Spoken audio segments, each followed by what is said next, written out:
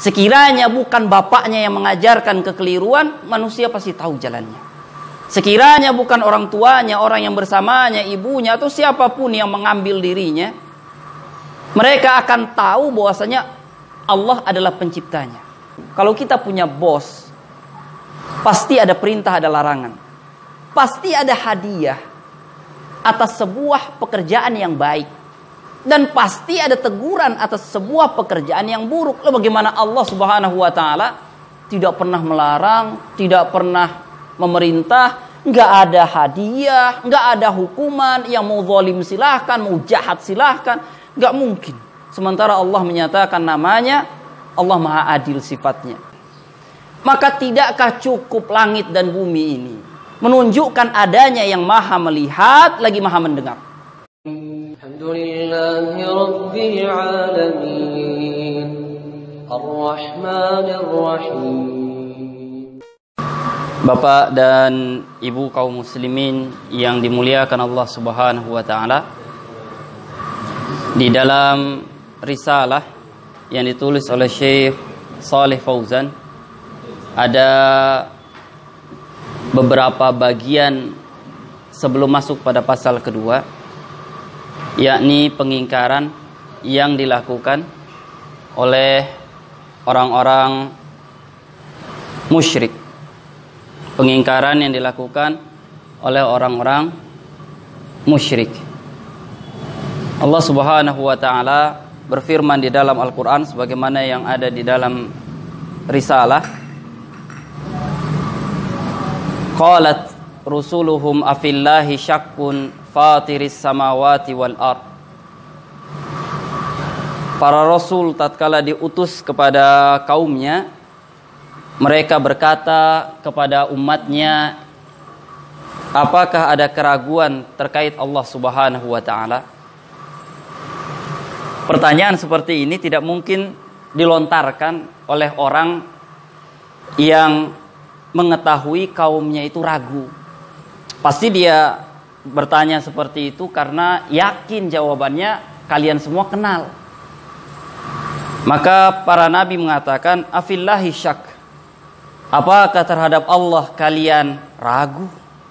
Enggak mungkin pernyataan seperti ini muncul pada orang yang jawabannya kami enggak kenal siapa itu Allah. Maka pernyataan afillahi syak itu menunjukkan bahwasanya umat mereka itu adalah umat yang sudah mengenal Allah sejak lama.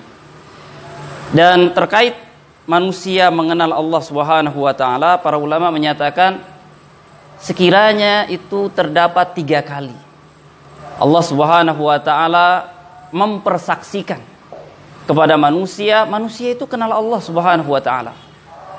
Pertama, itu tatkala mereka belum lahir, tatkala mereka belum berada di dalam rahim setiap ibu mereka, maka Allah Subhanahu wa taala mempersaksikan kepada mereka akan Allah Subhanahu wa taala.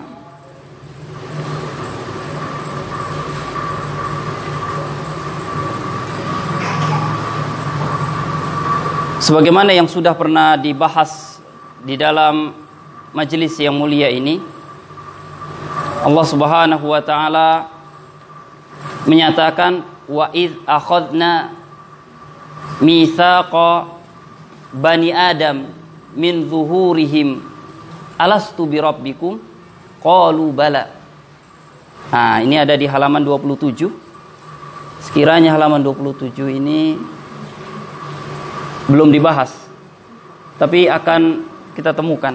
Wa iz akhadha rabbuka min bani adam min zuhurihim dzurriyyatahum wa ashhadahum ala anfusihim alastu bi rabbikum. Ini persaksian yang pertama yang Allah ambil kepada seluruh manusia.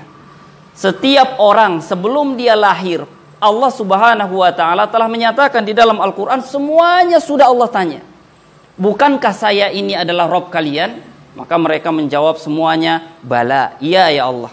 Ini persaksian yang pertama yang disebutkan oleh para ulama. Kemudian persaksian yang kedua adalah yang Allah berikan kepada setiap manusia melalui sabda Nabi yang mulia alaihi salatu wasallam, itu ada di halaman yang ke-28. Allah menyatakan kullu mauludin yuladu alal fitrah. Setiap manusia lahir itu berada di atas fitrah. Semuanya lahir sudah tahu bahwasanya Allah itu adalah Rabb mereka. Seperti manusia, bayi setiap lahir sudah tahu dia butuh apa dan bagaimana caranya minum, tanpa ada manusia yang mengajarkan begini cara minum. Bayi tahu. Maka Allah Subhanahu wa taala juga memberikan sebuah sinyal fitrah kepada manusia yang lahir untuk tahu bahwasanya Rabb-nya itu ada. Kemudian dikuatkan oleh sabda Nabi yang mulia masih di halaman 28, khalaqtu ibadi hunafa. Aku ciptakan hambaku semuanya di atas jalan yang lurus. Sekiranya bukan bapaknya yang mengajarkan kekeliruan, manusia pasti tahu jalannya. Sekiranya bukan orang tuanya, orang yang bersamanya, ibunya atau siapapun yang mengambil dirinya, mereka akan tahu bahwasanya Allah adalah penciptanya. Maka disebutkan oleh Nabi, fajtalat humus syayatin. Kemudian syaitan yang mengajak mereka ke jalan yang lain. Kemudian persaksian yang ketiga, Allah mengutus kepada setiap umat Nabi dan Rasul, mengingatkan manusia bahwasanya dulu pernah seluruh manusia sebelum ada di rahim ibunya Allah sudah persaksikan, bukankah saya ini adalah Rabb kalian? Mereka jawab iya. Kemudian Allah telah memberikan fitrah itu, dan Nabi dan Rasul bukan mengajarkan sesuatu yang tanpa bekas. Nabi dan Rasul mengajak manusia kepada sesuatu yang fitrahnya itu ada. Maka sekiranya nggak ada yang memalingkan mereka dari kebenaran ini, mereka pasti tahu. Maka mudah Nabi dan Rasul hanya mengajak sesuatu yang sebetulnya mereka sudah punya sinyalnya. Nah, sebahagian orang yang tidak mau beribadah kepada Allah Subhanahu wa taala, seperti yang ditunjukkan pada halaman 22, 23 sampai 24, adalah orang-orang ateis misalnya. Adalah orang-orang yang tidak mengakui. Bagaimana dengan orang yang seperti ini? Maka Allah katakan mereka adalah orang yang sombong. Sebagaimana yang ditulis oleh Syekh Fauzan di halaman 22. Adapun orang yang paling dikenal pengingkarannya adalah Fir'aun. Namun demikian hatinya masih meyakininya. Maka apa yang dikatakan oleh Musa alaihissalam kepada Fir'aun? Qala laqad alimta ma anzala haula'i illa rabbus samawati wal ardi basair. Wa inni la adhunnuka ya Fir'aunu mathbura. Kamu ini tahu yang mendatangkan mukjizat yang barusan.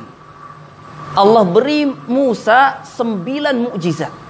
Ditunjukkan semuanya di hadapan Fir'aun. Kamu tahu yang saya tunjukkan barusan itu adalah dari Allah Subhanahu wa taala. Pengetahuan yang terang, kamu tahu. Karena Fir'aun memiliki tukang sihir, dan tukang sihirnya tidak ada yang bisa menandingi apa yang ditunjukkan oleh Musa alaihissalam. Wa inni la adhunnuka ya Fir'aun mathbura. Dan saya yakin kamu ini hanya orang yang akan binasa. Artinya dia mengingkarinya gak punya bukti lagi. Maka Allah Subhanahu wa taala menyebutkan di dalam An-Naml yang ada di halaman 23, wajahadu biha wastaiqanatha anfusuhum zulman wa 'uluwa. Kata Allah, Fir'aun itu membantah padahal hatinya mengakui. Membantahnya hanya karena kezaliman dirinya dan karena sombong. Takabbur dia, dan dia menyatakan, karena dia sudah kadung menyatakan di hadapan seluruh rakyat Mesir saat itu, ana rabbukumul a'la. Saya ini adalah Rabb kalian yang paling tinggi. Maka dia tidak mau mengklarifikasi apa yang sudah dia paparkan. Kemudian terkait sebagian mayoritas orang yang masih ateis, maka Allah Subhanahu wa taala menurunkan ayat di dalam Al-Qur'an, itu masih ada di halaman 23, At-Tur 35 dan 36. Allah menyatakan, coba tanyakan kepada mereka, am khuliqu min ghairi syai'in am humul khaliqun. Apakah mereka ada tanpa yang mengadakannya? Atau mereka yang mengadakan diri mereka sendiri? Am khalaqus samawati wal arda bal la yuqinun. Ataukah mereka menciptakan langit dan bumi? Mereka juga nggak yakin dengan pernyataan seperti itu. Karena kenyataannya tidak ada orang yang pernah mengatakan langit dan bumi yang kalian lihat itu saya yang ciptakan. Nggak ada. Tidak ada di kitab, di buku yang disebut kitab suci, dia penulisnya mengatakan langit dan bumi itu saya yang ciptakan. Kalian itu saya yang ciptakan. Lalu dia datangkan bukti kebenaran. Enggak ada. Baru Allah Subhanahu wa taala, hanya Allah Subhanahu wa taala yang menyampaikan kepada manusia, saya pencipta langit dan bumi. Manusia yang ada saya yang ciptakan. Kemudian Allah mendatangkan bukti kebenarannya dan belum terbantahkan dan tidak mungkin bisa terbantahkan. Baru di dalam Al-Quran Allah Subhanahu wa taala menyebutkan saya pencipta. Tidak ada di kitab lain yang menyebutkan dia yang menciptakan. Kemudian Allah turunkan Al-Quran yang kesemuanya bisa untuk dibuktikan. Setiap hurufnya, setiap keterangan yang ada, semuanya bertepatan dengan penelitian yang manusia teliti. Maka logika dasarnya, bila Rabb yang menurunkan kitab yang setebal ini berkata terhadap apapun yang ada di dalamnya, semuanya tepat bisa dibuktikan tanpa kekeliruan satupun, benar adanya, kenapa kita tidak percaya kepada sesuatu yang belum pernah kita akan lihat? Allah bicara tentang segala macam ilmu di dunia ini bisa dibuktikan tanpa ada pernah kebohongan, tanpa pernah ada kekeliruan, semuanya tepat sasaran. Hanya bercerita surga kita belum bisa buktikan, hanya bercerita neraka kita belum bisa buktikan, hanya bicara aku ada, tapi kita belum pernah melihat Allah. Kalau yang 99% bisa dibuktikan oleh Allah Subhanahu wa taala, kenapa yang 1% sisanya kita tidak bisa percaya kepada Allah Subhanahu wa taala? Padahal belum ada yang mengaku dia adalah Rabbul Alamin kecuali Allah Subhanahu wa taala. Maka itu maksud dari firman Allah, am khuliqu min ghairi syai'in am humul khaliqun. Apakah kalian ada tanpa adanya pencipta, atau kalian ciptakan diri kalian sendiri? Enggak punya jawaban setiap manusia. Mereka berani bilang saya ada tanpa pencipta? Enggak bisa. Buktinya mana? Enggak bisa buktikan. Allah bisa buktikan kebenarannya di dalam Al-Quran, hanya menunggu 1% lagi yang belum kita lihat. Surga belum dilihat, tapi Nabi sudah lihat. Neraka belum kita lihat, tapi Nabi sudah lihat. Rabbul Alamin belum kita lihat, dan Nabi juga belum melihat Allah Subhanahu wa taala, baru berbicara di langit sana. Maka logika sederhananya, bila 99 apa yang Allah katakan benar dan bisa dibuktikan tanpa meleset, sisa 1%-nya lagi pasti benar. Itu keyakinan logika yang ada, daripada kita menolak tidak adanya Tuhan seperti yang ditolak oleh orang-orang ateis. Kemudian di antara logika sederhana sebelum kita masuk pada pasal kedua yang singkat, adalah logika yang diberikan oleh orang Arab Badui, orang Arab pedalaman. Tatkala mereka ditanya, bima arafta rabbak, kamu tahu Tuhan kamu itu dari apa? Kok bisa kamu seyakin itu? Maka dia menyatakan, al-ba'rah tadullu 'alal ba'ir wal athar yadullu 'alal masir. Afala yakunu hadzal qaul dalilun 'alas sami'il basir. Sederhana, Arab Badui yang biasa hidup dengan onta, biasa hidup dengan gembalaan, tiap hari melihat kotoran hewan, tiap kali melihat ada jejak kaki di padang pasir, dia mengatakan, ini lihat, kotoran hewan ini menunjukkan adanya hewan. Nggak mungkin ada orang tanya, tadi di sini lewat kambing ya? Kemudian saya bilang nggak pernah ada kambing lewat sini. Sementara dia lihat ini kotoran kambing. Kotoran ini menunjukkan adanya kambing di sekitar sini. Kemudian jejak kaki. Kalau saya bilang ketika orang tanya, tadi ada orang lewat sini, saya bilang nggak pernah ada. Kemudian dia lihat ada jejak kaki menuju sana, maka dia tidak mungkin percaya pada ucapan saya bilang nggak ada. Karena jejak kaki pasti menunjukkan adanya pejalan kaki barusan. Maka tidakkah cukup langit dan bumi ini menunjukkan adanya yang maha melihat lagi maha mendengar? Tidak mungkin saya bilang langit dan bumi ini saya yang ciptakan. Kalau ada rumah saya pasti saya bilang, ya saya yang bikin rumah ini. Mungkin orang percaya, walaupun bukan saya yang bikin, tukang yang bikin. Akan tetapi langit dan bumi kemudian saya akui saya yang ciptakan, gimana caranya? Bagaimana saya bisa membuktikannya? Maka itu diantara maksudnya. Kemudian diantaranya yang lain adalah perdebatan Al-Imam Abu Hanifah. Berdebat dengan seorang ateis. Diajak debat. Dan dia ateis adalah orang yang biasanya menggunakan akalnya. Cerdas akalnya membalikkan kata, beradu argumen. Maka Abu Hanifah ingin perdebatan ini di depan pemimpin daerah itu, Amir Balad. Kita berdebat, tapi jangan tanggung-tanggung. Di depan masyarakat, di depan pimpinan masyarakat. Biar perkara ini tuntas, nggak ada masalah lagi setelah ini. Ditentukan waktu muayyan, waktu tertentu. Abu Hanifah al-Imam rahimahullah datang terlambat. Kemudian ateis ini mengatakan, hadza imamukum. Ini yang kalian sebut sebagai imam.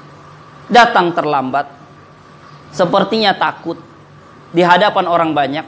Akan saya buktikan bahwasanya Tuhan itu hanya khayalan dan tidak pernah ada. Kemudian datang Abu Hanifah dan ditanya oleh Amir, kenapa datang terlambat imam? Kita sudah lama menungguin. Kemudian dia katakan, untuk bisa sampai ke tempat ini, saya harus lewat sungai. Tapi nggak ada yang mau mengantar saya. Sampannya nggak ada, siapa yang mau lewat? Saya harus nunggu. Sampai ditiup angin besar, kemudian menebangkan pohon. Kemudian secara tiba-tiba turun dari langit pisau, memotong kayu pohon itu. Secara tiba-tiba dibuat kapal, secara tiba-tiba saya naik ke atasnya dan saya diantarkan ke tempat ini. Alhamdulillah saya bisa naik, mari sekarang kita berdebat. Maka ateis ini mengatakan, sebelum kita berdebat, saya ingin pastikan logika Anda mampu menjawab logika saya. Bagaimana mungkin ada kapal, cerita Anda itu nggak masuk akal. Hanya alasan untuk biar nggak malu disebut datang terlambat. Siapa yang percaya dengan cerita orang yang disebut imam seperti ini? Maka Abu Hanifah menyatakan, kalau logika kalian tidak bisa mempercayai adanya kapal yang terbuat dari kayu dengan sendirinya, bagaimana kalian bisa mempercayai sebuah teori yang mengatakan langit dan bumi yang indah ini bisa terbuat secara sendirinya? Gak ada yang menciptakannya.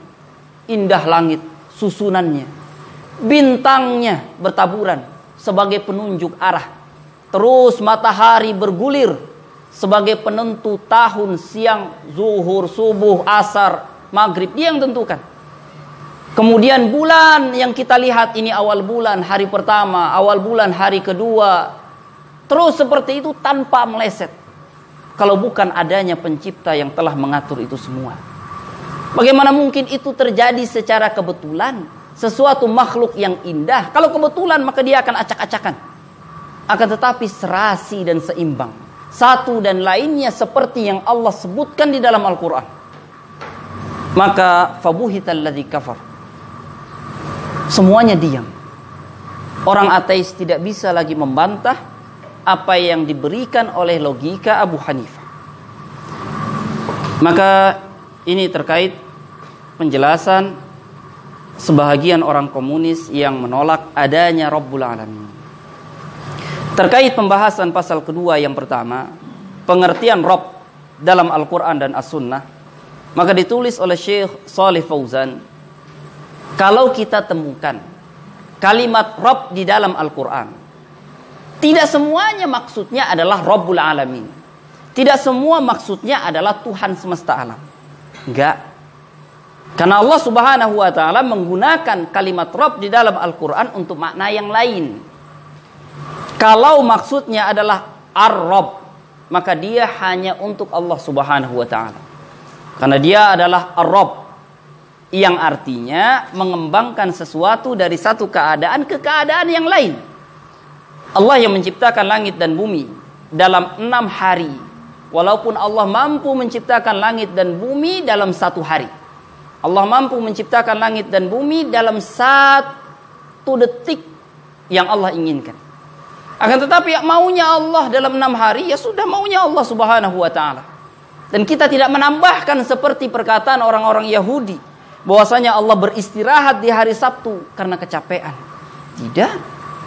Allah Subhanahu wa taala ciptakan itu, dan dia adalah Ar-Rabb yang mengembangkan sesuatu menjadi sesuatu hingga sempurna sesuai yang Allah kehendaki. Bila kita temukan di dalam Al-Quran kalimat Ar-Rabb, maka itu hanya untuk Allah.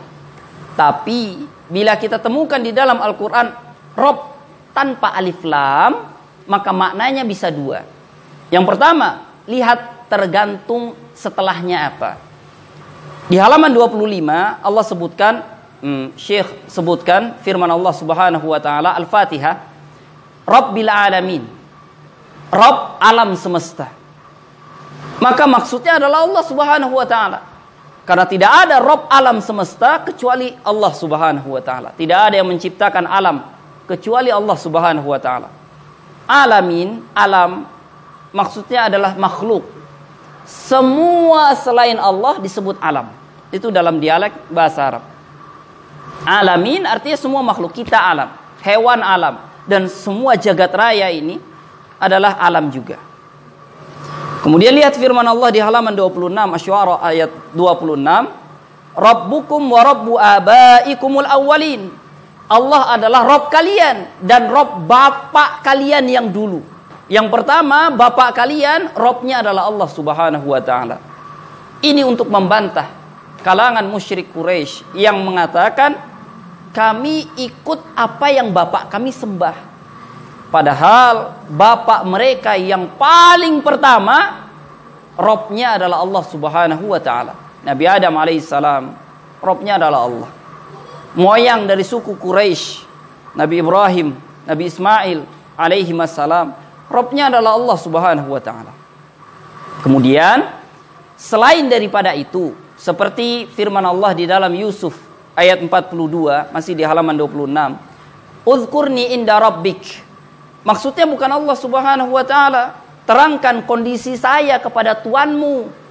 Nabi Yusuf bercerita kepada temannya sepenjara yang sudah bebas.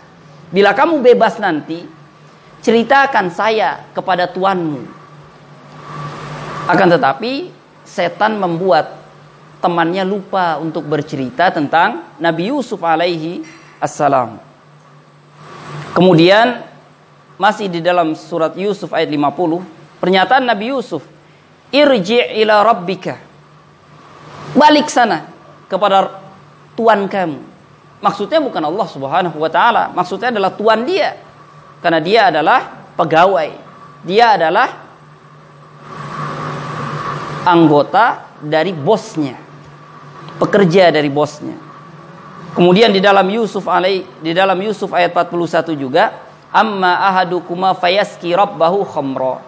Salah seorang dari kalian nanti dalam kehidupannya, tatkala beliau menafsirkan mimpi seseorang yang ada di dalam penjara, seorang di antara kalian akan menjadi penuang air bagi tuannya. Nah, ini maksudnya adalah tuannya, bukan Allah Subhanahu wa taala. Kemudian sabda Nabi juga, hatta yajidaha rabbuha, sampai sang pemilik menemukannya. Maksudnya adalah pemilik. Jadi kalau ada kalimat Rabb di dalam Al-Quran, ada kalimat Rabb di dalam hadis belum tentu semuanya maksudnya adalah Allah Subhanahu wa taala. Tapi kalau Ar-Rabb sudah pasti maksudnya adalah Allah Subhanahu wa taala. Kemudian kalau disebutkan Rabbul Alamin, pasti Allah. Kalau disebutkan Rabbun Nas, Malikin Nas, pasti Allah Subhanahu wa taala. Karena dia Allah adalah Rabbnya manusia. Adapun kalau disebutkan Rabbud Dar, pemilik rumah, Rabbul Ibil, pemilik onta, maka terjemahannya juga bukan Tuhan, tapi Tuan. Terjemahannya bukan Allah Subhanahu wa taala, tapi pemiliknya. Kemudian di sini Syekh sebagai penutup, Syekh Shalih Fauzan menyebutkan di halaman 27 pernyataan Imam Ibnul Qayyim rahimahullah. Ibnul Qayyim rahimahullah berkata bahwa konsekuensi rububiyah adalah adanya perintah dan larangan kepada hamba, membalas kebaikan dan menghukum yang jahat. Kalau kita katakan Rabb kita adalah Allah, Rabbul Alamin, Allah Subhanahu wa taala pencipta langit dan bumi, pencipta manusia, itu ada konsekuensinya. Allah itu pasti menyuruh kita sesuatu. Nggak mungkin kita diciptakan tanpa ada sesuatu pekerjaan. Allah pasti melarang kita sesuatu. Nggak mungkin tanpa ada sebuah larangan. Seperti kalau disebutkan bos, ya pasti bos itu akan menyuruh. Kalau kita punya bos, kamu punya bos, iya saya punya bos. Pasti bos itu nggak mungkin dia nggak nyuruh. Pasti ada sebuah perintah. Pasti ada sebuah larangan di situ. Aturannya begini, jangan begini. Nggak mungkin saya punya bos, kemudian saya digaji setiap bulan segini. Nggak mungkin nggak ada pekerjaannya. Kalau nggak ada pekerjaannya, bukan bos, itu sumbangan. Kemudian pasti ada perintahnya, pasti ada larangannya. Seseorang yang mengakui Rabbnya adalah Allah, ya dia harus mau mengikuti apa yang Allah perintahkan, menjauhi apa yang Allah larang. Karena nggak mungkin dia hidup, dia bilang, ya Allah Maha Pengasih, kita diciptakan oleh Allah, tapi dia nggak pernah sholat. Perintah Allah dia nggak pernah kerjakan. Larangan Allah, dia menganggap Allah nggak punya larangan, sehingga dia nggak belajar apa saja yang Allah larang. Nggak mungkin. Logika sederhana, nggak mungkin. Bos aja punya perintah, punya larangan, masa Allah yang kita akui, kita nggak cari tahu apa larangan Allah, apa perintah Allah Subhanahu wa taala. Dan pasti ada hukumannya. Seorang bos pasti akan memberikan hukuman pada pegawainya yang salah. Pasti ditegur minimalnya. Ini salah pekerjaannya, besok jangan diulangi lagi. Begitu juga Allah. Pasti Allah akan tegur. Pasti Allah akan larang. Pasti Allah akan hukum. Allah beri hadiah pada yang baik, Allah beri hukuman pada yang keliru, yang jahat, yang zalim. Logika sederhana dari Ibnul Qayyim rahimahullah untuk mematahkan orang Quraisy yang mereka menganggap hidup ini ya hidup seenak kita aja. Setelah hidup nggak ada yang namanya surga neraka, nggak ada. Mereka percaya adanya Allah dan mereka juga menyembah Lata, Uzza, Hubal, Manat. Tapi mereka satu hal yang nggak percaya sama sekali. Adanya hari kiamat, nggak masuk logika. Adanya kebangkitan, kata Nabi Muhammad SAW, yang baik masuk surga, yang zalim masuk neraka, dihukum, ditanya oleh Allah, amal ditimbang. Nggak mungkin, mereka nggak percaya. Logika mereka tidak sampai, walaupun Allah Subhanahu wa taala telah memberikan banyak ayat di dalam Al-Quran. Dan Allah abadikan ucapan mereka yang tidak percaya adanya pembalasan. Nah, Ibnul Qayyim jelaskan seperti itu. Kalau kita punya bos, pasti ada perintah, ada larangan. Pasti ada hadiah atas sebuah pekerjaan yang baik. Dan pasti ada teguran atas sebuah pekerjaan yang buruk. Lalu bagaimana Allah Subhanahu wa taala tidak pernah melarang, tidak pernah memerintah, nggak ada hadiah, nggak ada hukuman, yang mau zalim silahkan, mau jahat silahkan, nggak mungkin. Sementara Allah menyatakan namanya Allah Maha Adil sifatnya. Nah, ini maksud dari pasal yang kedua. Poin yang pertama, Rabb di dalam Al-Quran dan Sunnah. Alhamdulillahi Rabbil Alamin Ar-Rahmanir Rahim